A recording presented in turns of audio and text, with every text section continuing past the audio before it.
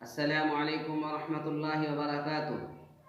अल्हम्दुलिल्लाहि रब्बिल आलमीन वस्सलातु वस्सलामु अला सय्यिदिल अंबिया'i वल मुरसलीन व अला आलिहि व अस्हाबिहि व मन तबिअहुम बि ihsan इला यौमिद्दीन, अम्मा बअद। फ़अऊज़ु बिल्लाहि मिनश शैतानिर रजीम। बिस्मिल्लाहिर रहमानिर रहीम। अल्लज़ीना आमनू व हाजरू व जाहदू फ़ी सबीलिल्लाहि बि अम्वालिहिम व अनफुसिहिम अअज़मु दरजतन इंदल्लाहि व उलाइका हुमुल फ़ाइज़ून।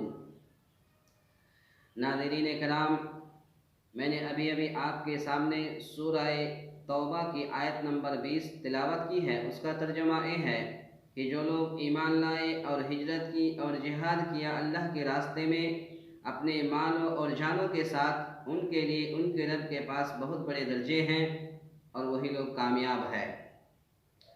हज़रात, हम साल में 2 ईद मनाते हैं। एक ईद उल फित्र, दूसरा ईद उल अज़हा के नाम से जाना जाता है। ठीक इसी तरह से हम साल में 2 दिन आज़ादी मनाते हैं। एक है 26 जनवरी, दूसरा 15 अगस्त। 26 जनवरी को उर्दू में यौम जमहूरिया कहते हैं और हिंदी में गणतंत्रता दिवस कहते हैं, और 15 अगस्त को उर्दू में यौम आज़ादी कहते हैं और हिंदी में स्वतंत्रता दिवस कहते हैं। यौम जमहूरिया सन 1950 ईस्वी में इस हिंदुस्तान को जमहूरी मुल्क करार दे दिया गया और यौम आज़ादी सन 1947 ईस्वी में इस हिंदुस्तान को आज़ादी मिली। दुनिया में जब कोई कौम गुलाम हो जाती है तो बदकिस्मती से उस कौम के जहन और फिक्र की परवाज रह जाती है और उसकी हर चीज़ पर गुलामी की मोहर साबित हो जाती है।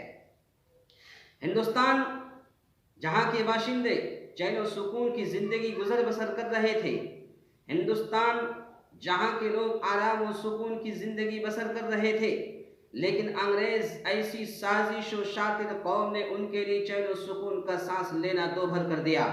अंग्रेज़ अपने मकरो फरेब के ज़रिए हिंदुस्तान पर कब्ज़ा करने की कोशिश करते रहे।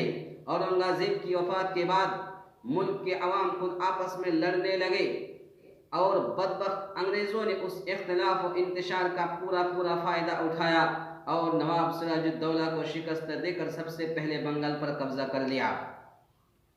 चंद ही दिनों के बाद मद्रास और कलकत्ता पर भी कब्ज़ा कर लिया और हुकूमत करना शुरू कर दिया। फिर धीरे धीरे पूरे हिंदुस्तान पर 1865 ईस्वी में कब्ज़ा कर लिया। इसलिए हिंदुस्तानियों को उस स्याह दिन को देखने पर मजबूर होना पड़ा। ताराचंद अपनी किताब तारीख़ तहरीक आज़ादी हिंद में लिखते हैं, कहते हैं कि हिंदुस्तान की जंग आज़ादी में 5 लाख उलमाए अहले हदीस को बदबख्त अंग्रेज़ों ने शहीद कर डाला। सिर्फ बंगाल में 2 लाख से ज़्यादा उलमाए अहले हदीस शहीद कर दिए गए। उलमाए अहले हदीस को काला पानी, फांसी, कत्ल, जेल, शहर बदरी और नज़रबंदी वगैरह की सज़ाएँ भी दी।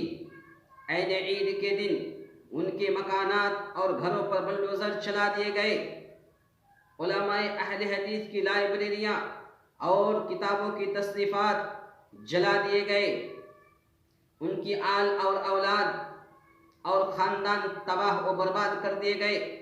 एक मौके पर हिंदुस्तान के साबिक़ वज़ीर आज़म पंडित जवाहरलाल नेहरू ने इस बात का एतराफ़ किया था।